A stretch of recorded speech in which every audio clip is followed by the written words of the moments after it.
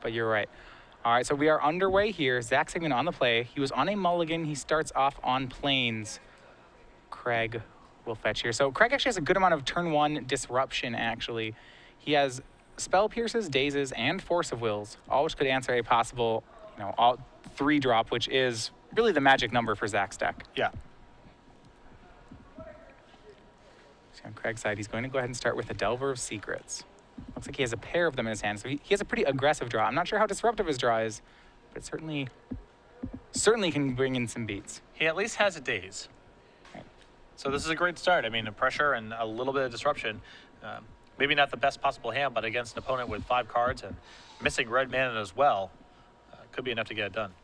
Yeah, well, at least in his lands he's missing red mana. Remember, Sigman's deck does play Simian Spirit Guides, so it can produce mana, unexpected mana sources. That said, you're right, it's Plains and Caracas for Zachary. And he's going to go play a main deck Rest in Peace. And Craig's going to have to give this a read, trying to figure out what's going on here. Doesn't really do anything against Craig's list. The only thing it kind of does is shut down the Grim Lavamancers in the sideboard. But this is part of Zachary's Enlightened Tutor package alongside Helm of Obedience. So yeah, it's interesting. Krempels can daze it. Kind of decide if he needs to daze it. Probably not. No. If he was playing Rug Delver, this would actually be a pain. It would stop his It would basically preemptively kill all his Tarmogoyfs, and it would shrink his Nimble Mongoose. Yeah. Rug Delver, not very well equipped to handle Rest in Peace, as so much of his threat base is just shut off. But for Craig, with Stoneforge, Mystic, True Name Nemesis, doesn't really care about that too much. Yeah. So Delver flips off of Brainstorm. Craig's going to cast Brainstorms. He's going to set up a turn where he gets to play another Delver here and flip it. Well, I don't think... I don't know if he has a second land. Maybe not. Maybe not then. So what he wants to do then is make sure that the second card down he buries, I believe, is an instant. That way, I guess, on turn 3, he can play a Delver, and he can flip it on turn 4. It's not ideal, but he does have a lot of permission, so this still may be okay. Yeah, he has Daze Enforceable. I mean, there's no real risk here of anything too bad happening to him. But I'm sure Craig would have loved to have found a second land there. Yeah. No Wastelands in Sigman's deck, so at least for now, that Tundra is safe. You see Jataxian Probe in Craig's hand. He may fire that off to dig deeper. If he does fire off the Probe, it will undo the setup for Delver number 2. But getting a land is pretty important too, so it's a value call here. Craig wants to see what he's working against. Yeah. His Ancient Tomb, Simian Spirit Guide, Pyroblast. A mess of a hand there. Nothing really proactive. Even if Zachary is able to find a mountain and Pyroblast the Delver of Secrets, Craig has a backup one. So Zachary needs a lot more resources before he can do anything really that threatening. Yeah, so if there was another red source, he'd be in a better spot, do something like Blood Moon with Pyroblast backup. The fact that he doesn't have a threat and doesn't have a permanent red source, those combined really means that his deck's fizzling a little bit here. I think Zachary's trying to show us something written on his Simian Spirit Guide, but did not line it up with the camera, and so we'll never know. The world will never know. All right, a swing for 3 from Krempels, no second land. It's a window for Zachary, but he still needs a threat. He plays Ancient Tomb for the turn. And keep in mind, Craig's hand's pretty rolled up right now. I mean, he's got Force of Will and Daze, and he has drawn a red Elemental Blast. Now, he had Pyroblast in his hand, right? Not Red Blast? Correct. Interesting show there that he chose to show the Red Blast. I think you'd want to show the Pyroblast there. Yeah, I'm not 100% sure Craig would even Force of Will this Pyroblast because it's such insurance he has another Delver. But now knowing that Zachary's hand still needs red mana and all it can do is react to one Insectile Aberration, Craig's willing to use the Force of Will here. Yeah, so Insectile Aberration swings to hit Zachary down to 14, and another Insurance Policy Delver played there for Craig. And a draw by Zachary. It is a Buried Ruin. So who played a Rest in Peace anyway? Yeah. Buried Ruin, card from M13. That sounds right. I want to say. It is a land that you... M12, off by 1. Okay. You sack it to bring back an artifact. Mm-hmm. So, not a bad value land, but of course not really what Zachary was looking for here. Yeah. The reason he wants this is that his combos, especially Painter, Grindstone, both halves of it are artifacts, so this gives him some redundancy in assembling the combo. Yeah. Yes, when it is interesting, you are a deck with main deck Rest in Peace and Buried Ruin. Sometimes some negative things happen there. Yeah. I mean, we saw Brian Bronwyn do very well in Legacy Opens with Rest in Peace alongside Academy Ruins in the main deck. So, yeah, so Craig flips a second Delver, and that's going to be a very short clock. He Jataxian probes, sees that Pyroblast still in Zach's hand. And he's going to be able to get Zachary in a 3-turn clock. He also has an insurance policy against something like Ensnaring Bridge because he has another Force of Will plus blue card in his hand. But really, I think resolving Ensnaring Bridge, that's the out that Zach has right now. And he's going to pitch another Simian Spirit Guide to blow up another Insectile Aberration. now, there's some risk here. I think that Craig is now in a spot where Ensnaring Bridge suddenly matters against him. No, he Yeah. he has the Spell Pierce, and Zachary can't tap the Ancient Tomb. the Ancient So Tomb. he's safe. Yep.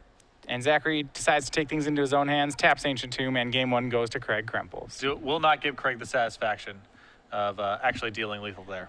So that was one of the rough times where you're a red, white, and light and tutor deck, and sometimes your opening hands are just going to be a lot of nonsense. A mulligan of 5 obviously doesn't help matters there. But. Yeah, and especially a red-white deck, it has very little card selection in Legacy, and especially, this to me resembles, what is it, an extended a while ago we saw all-in red decks. Painter Servant in Legacy is kind of an evolution of those decks. We used to see Dragon Stompy as a deck, these really fast Rite of Flame, like Chrome Mock style, land a Blood Moon, land something red deck. I would say right now, Imperial Painter I think is the top version of that right now. If I had to think of a card that represents volatility and variance in how your deck is going to play from game to game, Simian Spirit Guide. If your deck starts with 4 copies of Simian Spirit Right. Guide, there's going to be a lot of range of how you play out there. And that first game, Zach caught the bad end. Yeah, his deck didn't really show up. The only cards he played was a Rest in Peace and a couple of red spells, red blasts that he had to pitch, Simian Spirit Guides for. So, welcome back. Before we delve into the sideboarding between these two players, we have a 6-month premium giveaway. Again, tweet your answer at SCG Live, hashtag SCG Premium. The correct responders, one will be selected for 6 months of Star City Games premium content. And again, this contest is run at the sole discretion of StarCityGames.com. Twitch TV is in no way affiliated with this giveaway. We've been talking a lot about Zachary's list, and for good reason. There's a lot of sweet stuff going on here. In the main deck, there is a copy of a single Planeswalker. Yeah, exactly. And I was surprised to see this too, thinking the same question. But we were wondering, what Planeswalker is he running in his white-red painter deck? If you believe you know the answer, make sure you tweet it at us with the hashtag SCG Premium. Send the tweet at SCG Live, and at the conclusion of both of our top 4 matches, we will give away 6 months of Star City Games Premium. A little hint here, it is a Planeswalker near and dear to my heart.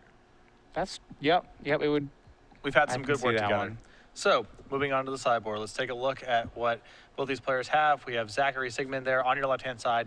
Either Sworn Candidates, 2 copies of Magus of the Moon, a Leyline of Sanctity, Rest in Peace, Spirit of the Labyrinth, Pyroblast, Red Elemental Blast, Shattering Spree, Swords of Plowshares, Volcanic Fallout, Wear Tear, Emrakul, the Aeon Star, Pyroclasm, Wrath of God. If you didn't know any better, you would guess that Zachary was playing with Mystical Tutor and not Enlightened Tutor, Yeah, because there's so many one-of the spells. He has a 14-card sideboard. I don't really know what the second Magus of the Moon is doing in there. It's Could have sweet 15. It's sweet to draw, and the matchups where he wants it, he really wants it. Yeah. I think the Pyroblast, the Elemental Blast, they're going to be coming in here.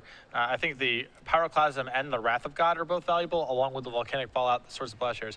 If Zachary is able to stem the early rush of attackers, he can cobble together whatever combos he wants to at his leisure. He can try to resolve Blood Moon and play around cards like Spell Pierce, but it's all about stemming the early tide. Where that game got away from him, setting aside the mulligan of 5, was that Craig just started with a fast Delver that Zachary couldn't answer. That forces him to play into Craig's tempo plays, so anything to alleviate that is very valuable for Zachary in the post-board games. Yeah, one thing he may also board in here, as we looked at before, was Magus of the Moon. Despite the fact that Craig's deck does have removal spells in it, it also plays 0 basic lands. So there is a chance here that he just wants to upgrade the 3-mana lock pieces that he's playing. Magus is an interesting proposition, right? If Craig can leave up, say, Lightning Bolt and a red source and not tap it, then Magus doesn't really do anything, but it certainly would punish Craig were he to ever tap out. Right. And I think they probably come in. There are some lock pieces. Like in his main deck, Zach's playing a lot of different lock pieces. And I have to imagine he reevaluates each piece based on the matchup he's playing. For example, here he has a main deck leyline of Sanctity, great against Thoughtseize, not so good against Spell Pierce. He has a lot of flexibility too. You know, once let's say he removes the Rest in Peace because it has very little utility against Craig, then the Helm of Obedience can come out as well. So we can free up a lot of slots, taking out these soft lock pieces that are either predicated on finding a second piece or don't really have a lot of utility outside of the scenario where he puts A and B together.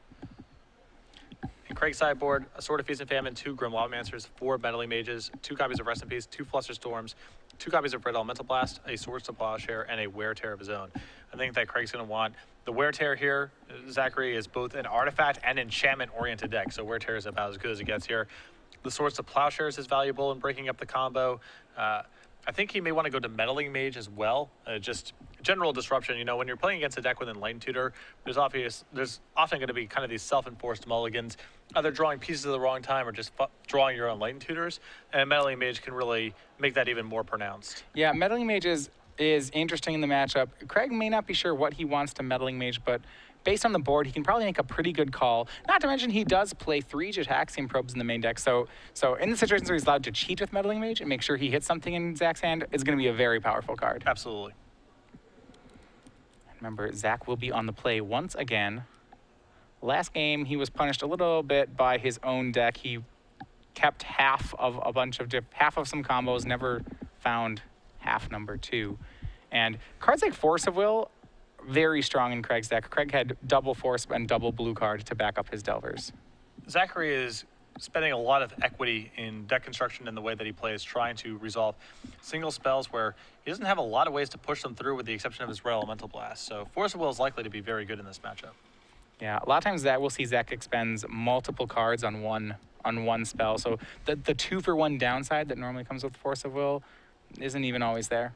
And Zachary's deck is built assuming that a lot of these cards are going to be game winners on their own, that they're going to be worth multiple resources, many points of damage off of Ancient Tombs and so forth. And the key spells get encountered. I mean, it sounds simple to say, but Zachary's deck is not that robust against just Force of Will and other soft counters in general. Yeah. Both players going to game 2. Remember, if you're joining us, we are in the top 4 right now of our Legacy Open. I'm Matthias Hunt, joined by Patrick Sullivan. This is Zachary Sigman and Craig Krempels playing Red-White Painter versus Blue-White Red Delver. Over on the other side of the bracket, we have Jeremiah Rudolph, also undefeated here. This is the matchup of the players who drew into the top 8. Rudolph is 1-2-0 with his Blue-Green Cloud Post deck to bring him into the semis against James Rinkovich. He's playing Charlotte's Bug.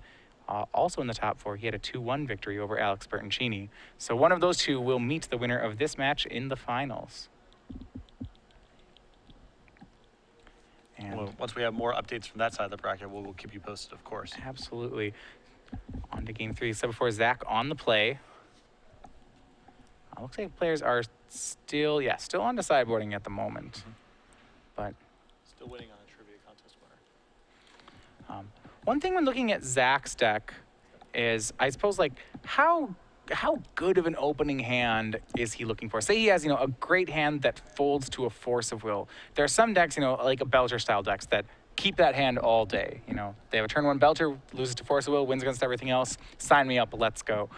In this sort of matchup, I'm wondering how much Zach wants to keep those really fast one-shot hands, or whether he wants hands with, 2 or 3 powerful spells. Some amount of it will depend whether or not it's on the play or on the draw, because on the play, if Craig just plays a blue land and passes, now all of a sudden Spell Pierce and Daze potentially invalidate those openings as well. I think when Zachary's on the play, he should be inclined to just go for it. Craig only has the 4 copies of Force of Will, and the other key part of it is how many 6-card hands is he going to get realistically that beat Force of Will plus backup from Craig? That's asking a lot. So I think on the play, if Zachary has something like turn 1 Blood Moon off of a 2-mana land and a Simian Spirit Guide, he should just put his head down and run right in there. And we'll see if that works. All right, players have presented, and this is Zachary Sigman on the play here. We'll see whether or not he gets an opener worth keeping. He was on 5 cards for game 1 and didn't really assemble any of the lock pieces he wanted. Looks like he is happier with what he has right now, though. He reached for his deck there. Maybe not. It's close. Yeah, this is not. It looks like this one's close. I don't think this is any Hollywooding right now. There's always that inclination when you lose a game basically off mulliganing. Or at least I have had to take a long time to unlearn that, where, you know, I would keep very mediocre hands game 2, not wanting to double mull to 5. Yeah.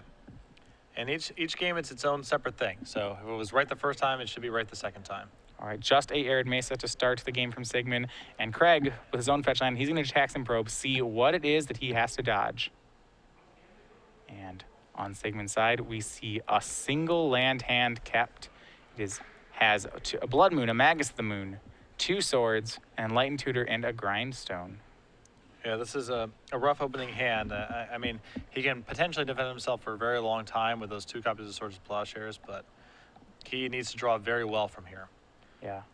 Ancient Tomb being probably the ideal draw. Oh, yeah. Ancient Tomb, there's 4 copies in this list, and it would be excellent right here. Interestingly enough, if he plays Ancient Tomb, he locks himself. If he were to do that, he would lock himself off white mana. It'd be good enough, though. It wouldn't. You know, we see Craig's hand positioned really well here. He has Spell Pierce and Force and blue card. So even if Zachary hits one of these strong plays, it's unlikely that it's going to get to resolve. Yeah.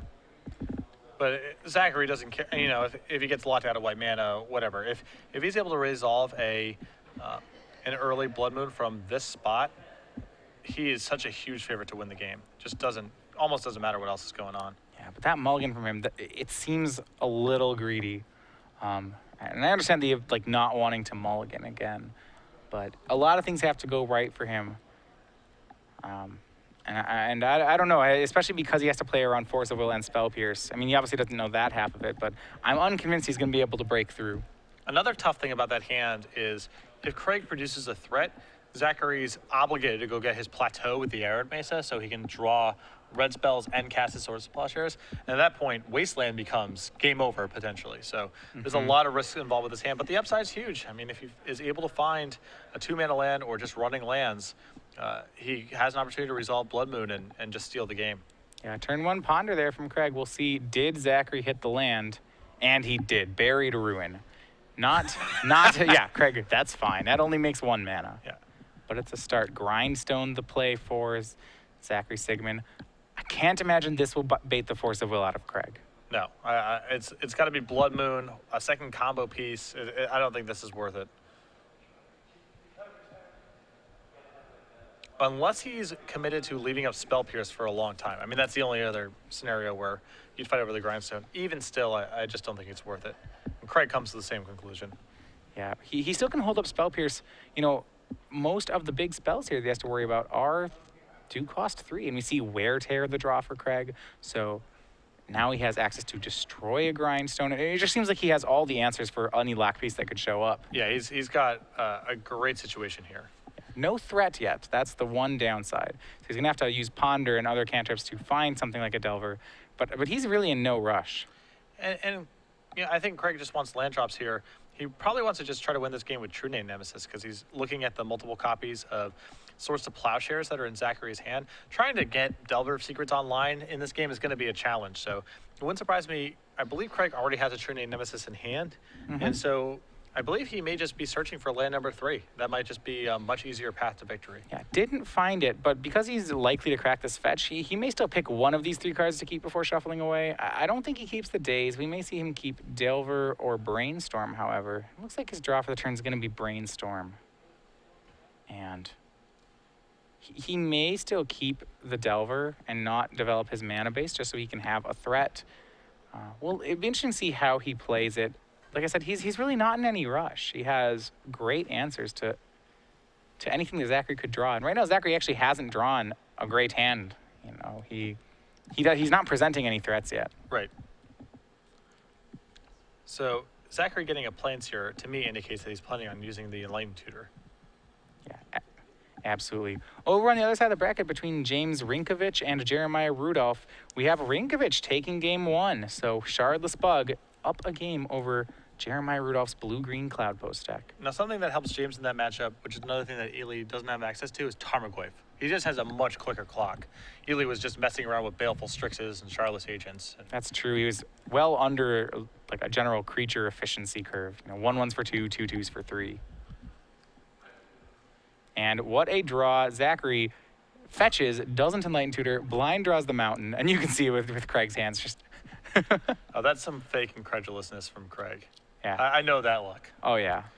But it does give Zachary a shot here. Oh, I mean, yeah, he can cast the spells in his hand. That's a good start. What I like is the blind fetching of plains and then getting mountain. Like I agreed when you said I thought it was an enlightened tutor, but then it wasn't. Because Zachary really wants to draw a land there, so thinning out doesn't make a lot of sense. Also, What if he drew a plains? exactly. Yeah. Well, there's 4 plains, 4 mountains in this list. So yeah, absolutely. So a bizarre play, but One that Zachary panned did draw out, yeah. the perfect card here, given the circumstances. All right, so that play's made. Craig's gonna go ahead and it looks like crack a fetch land here. I'm not sure what phase we're in. I think we're probably just on Zach's end step. But Yes. And no plays yet. We do know that Zachary does have some Blood Moon and Magus of the Moon available to him. But he's not willing to cast it just into the face of Craig's open mana, and correctly so. Yeah. Craig can pretty trivially fend off those cards with any reasonable hand. So Brainstorm from Craig Krempels. He had caught that off the ponder, and this time he cracked a fetch line before brainstorming, so gets to see 3 new cards, and they are helpful indeed. He sees 2 more lands and a Batter Skull. One of the lands is actually a fetch land, so he'll be able to get 2 more mana sources and shuffle away the cards he puts back. And that's great. I think Craig is actually going to want to keep 2 mana sources here and just shuffle away the Batter Skull, because Craig would like to play True Name Nemesis with mana up. He's got to be worried about Zachary, chaining together multiple threatening spells or, drawing a Red Blast to push something through. So Yeah, there's some things he needs to do. He wants to have mana up for True Name. He also wants to keep a blue card in reserve for that Force of Will. Right now he has a Spell Pierce, a Force, and the only other blue card he has is True Name. So I think he'd really like to find one more blue card so that he can cast the True Name and still have Force be online. At least either that or he wants to get 5 lands in play. yeah. So at some point, Craig is going to have to pick his turn, and this is going to be the turn where he takes a deep breath, plays True Name Nemesis, and then hopes Zachary doesn't do anything too destructive on his own turn. And then Craig can win pretty comfortably from here with a non-killable threat, essentially, and a lot of disruption left over. Yeah, I mean, he does have, a lot of his counters are soft counters. Things like Spell Pierce do become outclassed as the game goes on. This is a pretty safe spot for Craig. The worry would be that Zachary would play Blood Moon with Red Blast up, but he knows that there's no Red Blast in Zach's hand and no second red. And Zachary can't draw both of them this turn. Correct. That's the thing. Craig still has full information on Zachary's hand, as there's been 2 draw steps, and they've just been 2 lands, and he Gitaxian probed earlier. Yeah, Blood Moon, the play from Zachary. I'm fine. I'm wondering why he went for Blood Moon instead of Magus of the Moon. I feel like he'd want to go with. Well, actually, it's interesting. One plays around like Blood Moon can be spell pierced, but Magus can be hit with kill spells. I think the problem is that Magus of the Moon just, if Craig has a lightning bolt in his hand, it doesn't even do anything. Blood Moon's That's the highest. true. Blood Moon's just the highest upside play there. Craig being willing to tap out for True Name Nemesis probably means he has Force of Will, but at least you're trading with Force of Will there. Yeah, trading with Force. And you're right. Craig does have the lightning bolt in hand as well, so not worried at all about Magus of the Moon. So we saw in Zach's hand. I don't believe there were any other. When we first saw that there were other lock pieces going on, and it's a second Blood Moon. And Craig, because he has mana open, is going to be able to float the Wear Tear and make the play. And this is going to be a fuse, too. I mean, the Grindstone leaves play. Oh, wow. Which is Grindstone's an artifact. He gets everything. the whole kit and caboodle. Yeah. Gonna go ahead and go and float 2 mana. And yeah, Wear Tear, both halves, clearing Zachary's board. Wear Tear, probably the biggest player from Dragon's Maze in Legacy. Yeah, that's fair. Yeah, I would say so. Voice of Resurgence didn't actually end up making it Legacy. Made it as far as Modern, but not too much Legacy play from the card. 2/2s for 2 that don't stop your opponent from casting busted spells don't have a lot of action in the format. The busted spells are on your turn. Yeah, no, I agree. Magus of the Moon. Zachary's going to try for yet another Blood Moon. And why burn the Lightning Bolt when you can burn a Swords? Craig's going to Swords it. And even if the Magus were to resolve, I'm not sure Zachary gets this game. No. It's unlikely here. And he's just picked up appears to be a Lightning Bolt, too. Yeah, goes ahead and flashes the Lightning Bolt. So this is a swing. This is for 6. Going to put Zachary down to 9. We see a pair of lightning bolts in Craig's hand. True Name Nemesis has protection from Zachary, and this looks like it's going to be the game. Yeah. Even if Zachary Swords to Plowshares this Insectile Aberration, it does not prevent death here. Yeah, he has Pyroclasm. That'll take care of the Insectile Aberration. Does not take care of True Name, and this should be lethal from Craig. Say Zachary's best out here, as well as going to say, was ensnaring Bridge and dumping his hand. But he never had enough lands to make that play. So Craig knocks Zachary down to 6. And I think he's just going to go for it. Lightning Bolt and Second Bolt. And that will send Craig on to the finals. No fuss, no muss. Two very efficient wins there from Craig. Mulligan to 5 from Zachary, and then a hand with nowhere to go, really, game 2. No answer to True Name Nemesis, and not fast enough to do anything relevant. Now Craig is going to be going on to the finals. Yeah, and Zachary Sigman there, game 2, did make a game of it. He kept a hand that had the potential to flop. He kept a high risk, high reward hand, but it turns out the reward wasn't high enough. He kept the risk, made the risk, but still wasn't able to pull in. Yeah, so